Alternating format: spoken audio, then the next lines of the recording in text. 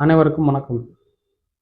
இன்னைக்கு நம்ம இந்த வீடியோல குதிக்கால் வலிக்கு வீட்டிலேயே தீர்வு பார்க்க போறோம்.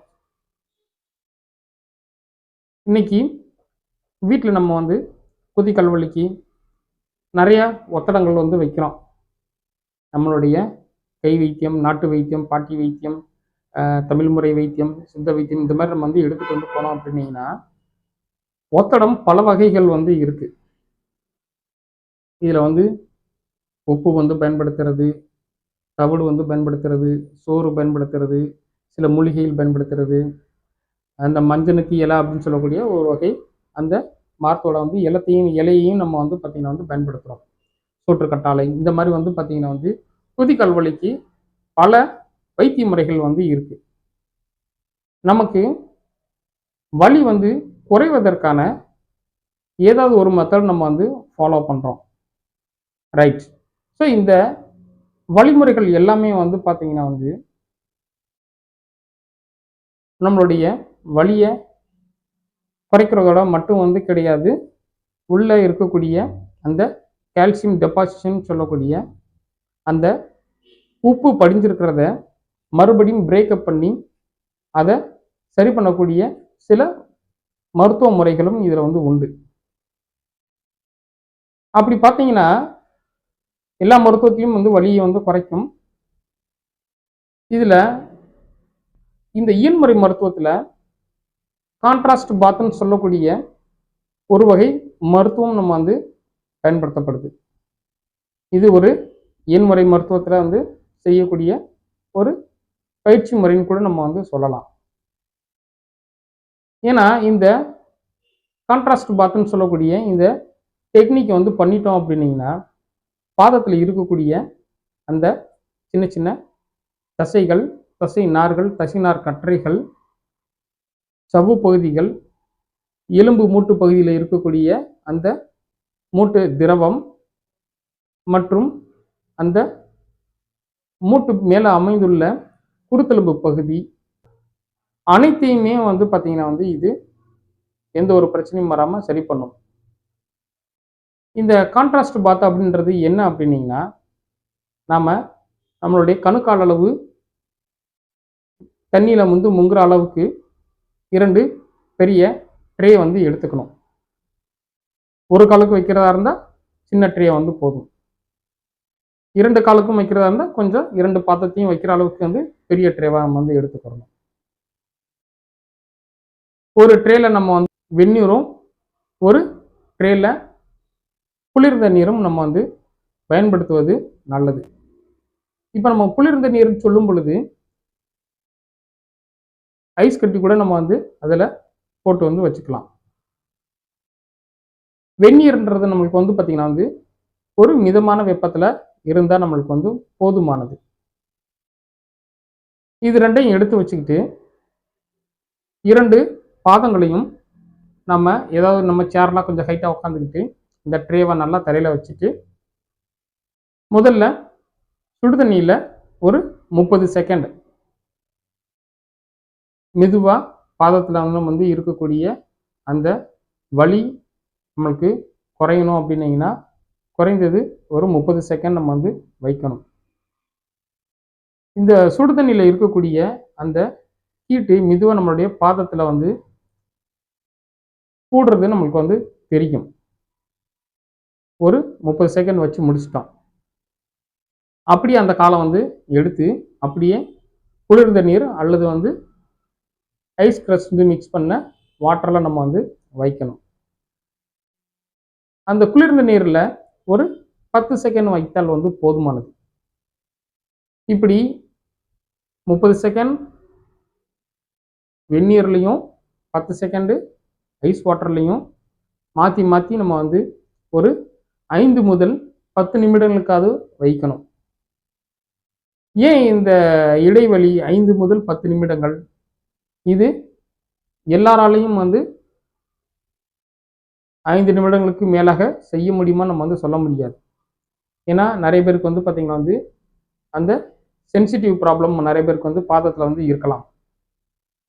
இன்னும் ஒரு சிலருக்கு பார்த்தீங்கன்னா டயபெட்டிக் வந்து இருக்கிறவங்களுக்கு வேறு ஏதாவது நியூரோ ப்ராப்ளம் இருந்துச்சு அப்படின்னீங்கன்னா அவங்களுக்கு குளிர்ந்த நீர் ஒரு பாதிப்பை ஏற்படுத்தும். ஸோ அந்த மாதிரி சமயங்களில் நம்மளுக்கு இவர்களுக்கு குறைந்த நேரம் வந்து போதுமானது. நம்மளுக்கு வேறு எந்த ஒரு பிரச்சனையும் வந்து இல்லை, குதிங்கால் வலி மட்டும்தான் இருக்குது அப்படின்னீங்கன்னா இந்த கான்ட்ராஸ்ட் பாத்தை வந்து நம்ம வந்து 5 முதல் 10 நிமிடங்களுக்கு நம்மளால் தாங்க முடிகிற அளவுக்கு வைத்துக்கொள்ளலாம்.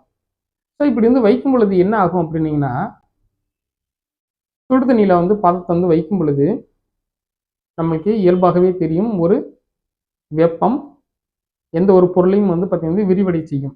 இது நம்ம வந்து பள்ளிகள்ல இருந்தே நம்ம வந்து படித்த ஒரு விஷயம்தான்.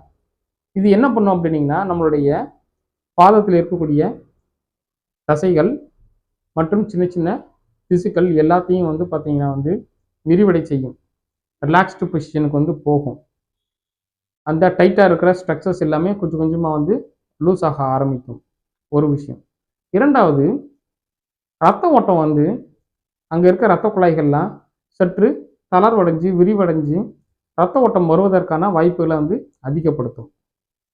ரைட். இப்போ அடுத்து இது வந்து பார்த்தீங்கன்னா வந்து குளிர்ந்த நீருக்கு வந்து நம்ம வந்து இதை வந்து வைக்கும் பொழுது இந்த ஸ்ட்ரக்சர் வந்து மறுபடியும் எல்லாமே வந்து சுருங்க ஆரம்பிக்கும். அந்த வெப்ப நீர் வந்து பார்த்தீங்கன்னா வந்து விரிவடை செய்கிற மாதிரி இதுக்கு ஆப்போசிட்டாக வந்து பார்த்தீங்கன்னா வந்து 10 செகண்டில் வந்து சுருங்க ஆரம்பிக்கும். இப்படி நம்ம வந்து மாற்றி மாற்றி செய்யும் பொழுது வந்து பார்த்தீங்கன்னா வந்து நாம் ஒரு தசைக்கு பயிற்சி கொடுக்கும் பொழுது தசை எப்படி சுருங்கி விரியுதோ அந்த மாதிரி வந்து பார்த்தீங்கன்னா வந்து இங்கே இருக்கக்கூடிய எல்லா அந்த சாஃப்ட் டிஷ்யூ ஸ்ட்ரக்சர்ஸ் எல்லாமே வந்து பார்த்தீங்கன்னா வந்து சுருங்கி விரியும். இதனால நம்மளுக்கு என்ன ஆகும் அப்படின்னீங்கன்னா வந்து ஒரு ரப்பர் பேண்டை நம்ம வந்து இழுத்து இழுத்து நம்ம வந்து விடுமும் பொழுது அதனுடைய வந்து எலாஸ்டிசிட்டி பவர் நமக்கு வந்து இன்க்ரீஸ் ஆகிற மாதிரி இங்கே இருக்கக்கூடிய எல்லா ஸ்ட்ரக்சருக்குமே வந்து பார்த்தீங்கன்னா வந்து எலாஸ்டிசிட்டி வந்து பவர் வந்து பார்த்தீங்கன்னா வந்து கொஞ்சம் கொஞ்சமாக வந்து அதிகமாகும். இந்த மாதிரி நம்ம இந்த கான்ட்ராஸ்ட் பாத் முறையில் வெந்நீர்லையும் குளிர்ந்த நீரிலையும் மாற்றி மாற்றி தொடர்ந்து வைக்கும் பொழுது நான் ஏற்கனவே சொன்ன மாதிரி இந்த திசுக்கள் எல்லாம் வந்து விரிவடையும், ரத்த ஓட்டம் வந்து நல்லா இம்ப்ரூவ் ஆகும்.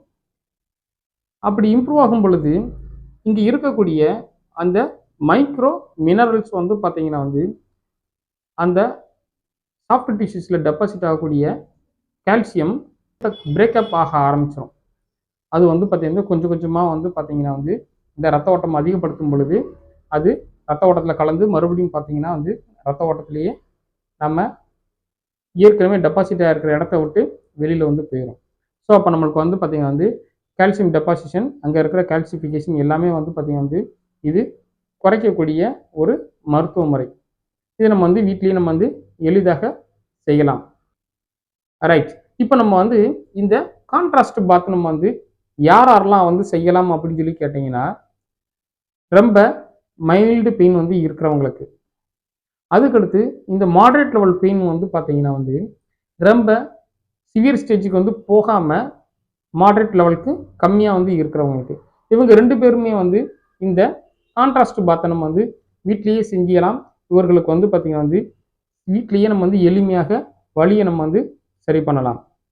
அப்போ ரொம்ப சிவியர் பெயின் வந்து இருக்கிறவங்களுக்கு நம்ம வந்து என்ன வந்து செய்கிறது, இவர்களுக்கு வந்து பார்த்தீங்கன்னா வந்து நம்மளுக்கு வேறு ஏதாவது ஒரு மருத்துவ முறை தான் நமக்கு வந்து தேவைப்படும். முக்கியமாக நம்ம வந்து பார்த்தீங்கன்னா வந்து எண்முறை மருத்துவம் அல்லது வேறு ஏதாவது மருத்துவமோ நம்மளுக்கு வந்து கண்டிப்பாக செய்யணும். வலி வந்து ஓரளவுக்கு மாடரேட் லெவலுக்கே கீழே வந்து குறைய ஆரம்பிக்கும் பொழுது நம்ம இந்த கான்ட்ராஸ்ட் பார்த்து நம்ம வந்து செய்ய ஆரம்பிக்கலாம்.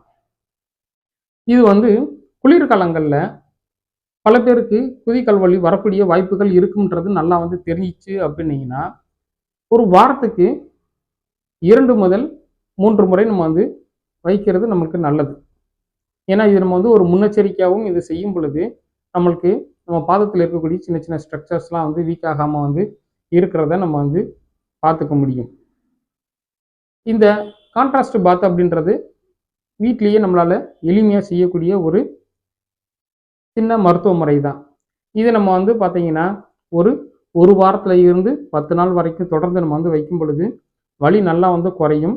வலி குறைஞ்சதுக்கப்புறம் நம்ம காலணிகளுக்கு மாற்று ஏற்பாடு ஏதாவது செய்யணும். அதோட பாதங்களுக்கு, பாதத்தில் இருக்கக்கூடிய தசைகளுக்கு, அந்த கெட்டைக்கால் சொல்லக்கூடிய ஆங்கிள் ஜாயிண்ட்டுக்கு எல்லாத்துக்குமே நம்ம வந்து பயிற்சிகள் நம்ம வந்து பண்ணணும். இதெல்லாம் நம்ம வந்து செஞ்சிட்டோம் அப்படின்னீங்கன்னா இந்த குதிகால் வலியில இருந்து நம்ம வந்து தப்பிச்சுக்கலாம். இந்த வீடியோ தொடர்ந்து பார்த்ததுக்கு மிக்க நன்றி. மீண்டும் அடுத்த ஒரு வீடியோவில் உங்களை சந்திக்கிறேன். தேங்க்யூ ஃபார் வாட்சிங் வீடியோ. Thank you very much.